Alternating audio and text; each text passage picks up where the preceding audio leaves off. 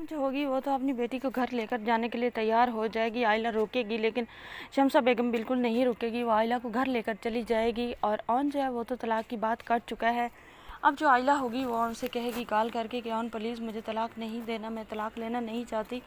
उस वक्त आपने अम्मी अब्बू के सामने कहा था कि वो मुझे लेकर चले जाएं और आप मेरे साथ नहीं रहना चाहते, मेरा कोई कसूर नहीं था, मैंने रिमला को कोई एड्रेस नहीं दिया था और ना ही मैं कोई रिमला से डील कर रही थी और ना ही रिमला से मेरा कोई राब्ता था। आपने खामख़ा बात को बढ़ाया है। और दूसरी तरफ मेरी माँ, उसने भी आपकी तरह ही बात को बढ़ाया है, किसी ने पूछा नहीं कि मैं क्या चाहती हूँ।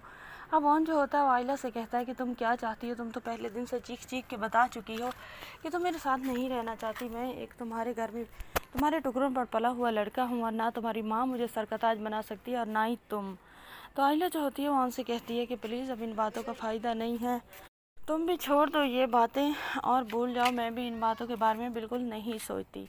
और प्लीज़ तुम डाइवोर्स के पेपर नहीं भेजिएगा क्योंकि मुझे अब डाइवोर्स नहीं चाहिए। लेकिन जो होती है आयला, वो तो बहुत ज़्यादा परेशान होती है क्योंकि आयला के दिल में तो अब आ चुका है उनके बारे में मोहब्बत भी, और वो सारा कुछ समझ चुकी है। लेकिन आयला की माँ जो है उसे बस एक ही बात की फ़िक्र लगी हुई है कि उसकी बेटी का जो है ज़िंदगी का हमसफ़र अच्छा नहीं है और ना ही उसका घर अच्छा बना है। तो वो ये चाहती है कि उसकी यहाँ से जान छुड़वा कर किसी और अच्छे घर में उसकी शादी करवा दे। लेकिन ऑलरेडी आयला की दो तरफ से रिश्ते टूट चुके हैं, जिसकी वजह से ज़ोया और आयला जो है इस बात को समझ रही हैं। वो बिल्कुल भी नहीं चाहती कि ऐसा वैसा कुछ हो।